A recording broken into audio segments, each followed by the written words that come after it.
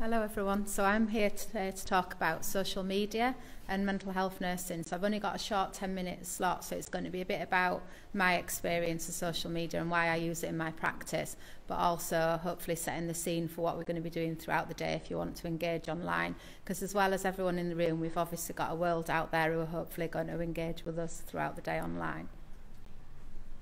So a bit about me first. I am a mental health nurse. I've been qualified since 1996. I have a portfolio career which came about from my social media. I left the NHS a few years ago and now I do lots of different interesting work, and yeah, it's happened very much through my social media. It really has changed my practice and the way I see mental health nursing. So we mental health nurses, unfortunately I can't enlarge this. Normally I'm able to enlarge this so you can see better, but just to tell you, we mental health nurses is an online community that we run for mental health nurses. We're all volunteers, we don't get paid to do it, and what we are is a space where you can post anything about mental health nursing and there'll be somebody who'll have the answers or someone who'll be doing something on that somewhere else. We run chats either on topical issues that mental health nurses want to talk about, but we also do a lot of consultations for things like the CQC and Department of Health, various other things. So it's an opportunity where you can take anything from sort of conversational topics to sort of policies that people wouldn't normally have an opportunity to have a conversation about and to influence. So I would recommend, if you're not on social media and you're thinking about joining, come and find us at We Mental Health Nurses. I also run with some colleagues something called Beyond the Room. So we go to a lot of mental health events throughout the country and we do all the social media, we do podcasting, we do live streaming like we're doing today. The reason why I'm passionate about this is because I know that a lot of mental health nurses on the ground, and I've been one myself, can't often get out to conferences. So it's great today, everyone's here, but a lot of the time conferences are really expensive. So we try and provide social media presence throughout events so that people can actually join in who can't be in the room.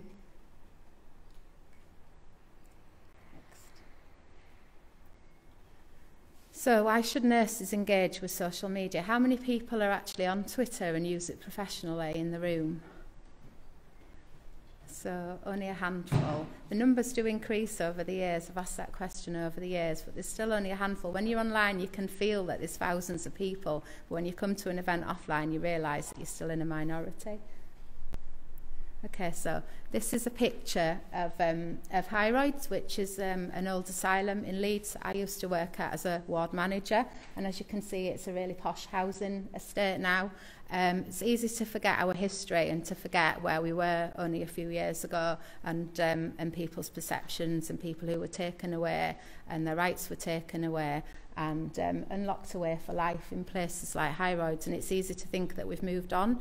But have we moved on? Because still people are complaining, still people are saying that our culture's paternalistic, there's still a them and us culture where people feel that there's lots of inequalities.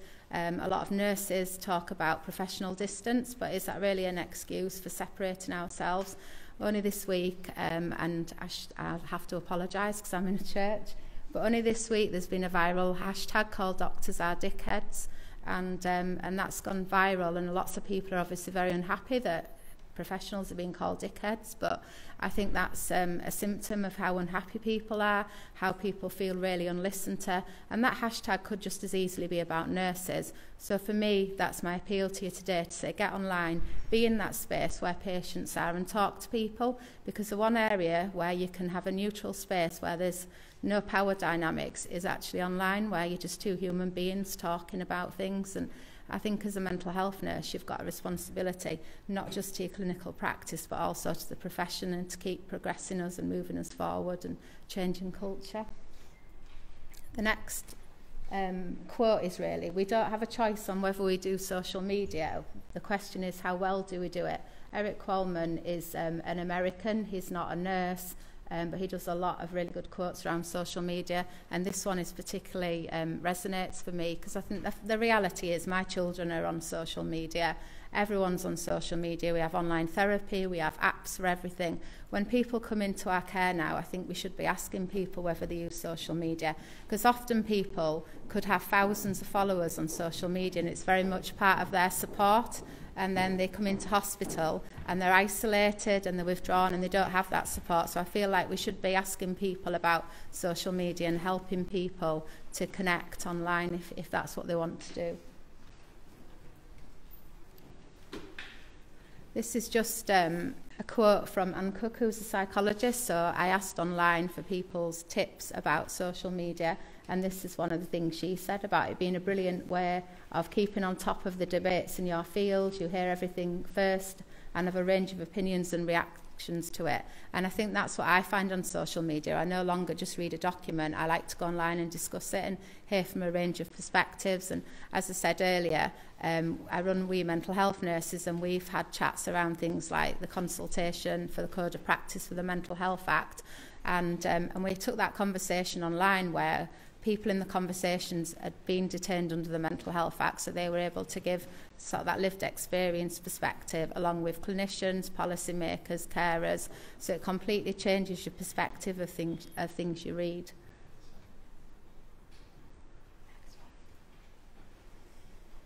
So Twitter basics for today. If you're not registered on Twitter, register on Twitter. I'm here throughout the day, so I'm happy to help anyone. Follow the hashtag, which is MHNAS18, so that will allow you to see any conversation that's happening, any questions that people online might have about what they've heard today, and join in, be sociable. I've also set up a list, so everyone here who's online, if you let me know, I'll add you to the list, and that means you can continue to engage with people who are here today after the event via that list.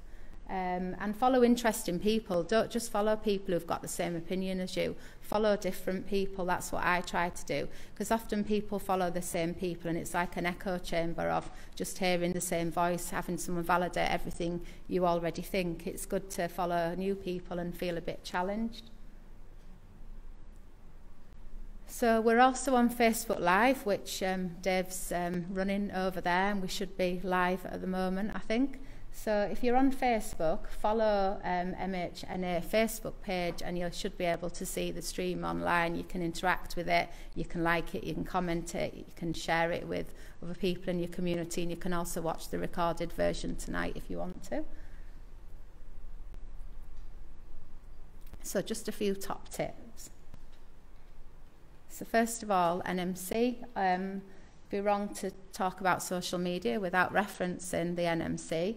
But as I've put up there, think before you tweet, but do tweet, because I think as long as you're professional, we need to be in this space. I mean, just recently, ex-chief executive of the NMC is very prolific. Lots of leaders are out there in that space, so don't let it stop you. But obviously be careful. If you're feeling emotive about a subject, you've got a strong opinion, think carefully, but really follow the same rules as what you follow offline. If you wouldn't say something offline, don't say it online when you know it's going to be amplified and potentially go out to millions of people around the world. So I would say this here: be curious and sociable instead of paternalistic and defensive. So there's a quote up there from Mark Brown, who I work with, who's a writer in mental health and does a lot of work in mental health. And he's really saying, it's not our responsibility to have all the answers. So for me, you wouldn't go into a party, you wouldn't walk into a crowd of people that were already having a conversation, express your opinion forcibly, and then walk out again. So it's the same on social media. Be polite, follow the same sort of cues as you would follow offline, and have a conversation rather than thinking we always have the answers as mental health nurses. Just a bit about amplification and reach, as I've already said.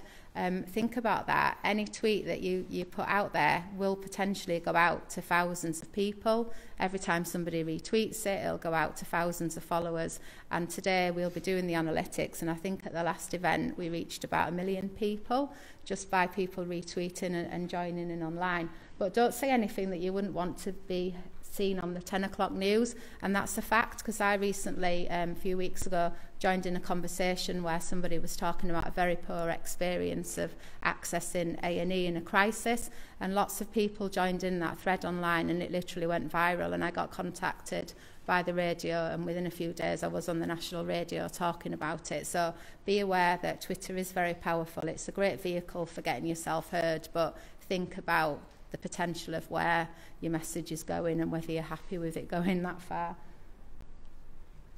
And be a critical friend. This links to what I was saying before about don't just follow people who have the same opinion. Follow lots of people with lived experience. Follow lots of people with a different opinion, even people with a different political opinion, because that's how you learn and that's how you can have critical conversations. And for me, that's how we move forward mental health nursing. Share your knowledge and evidence as well. So I very rarely go to a library or anything. I access everything that I need online. So, you know, be generous. If you've got a link or some research or something, share it with your community. Comment on it, encourage other people to comment on it, run a Twitter chat on it, have a conversation about it. And that's it for me. Thank you.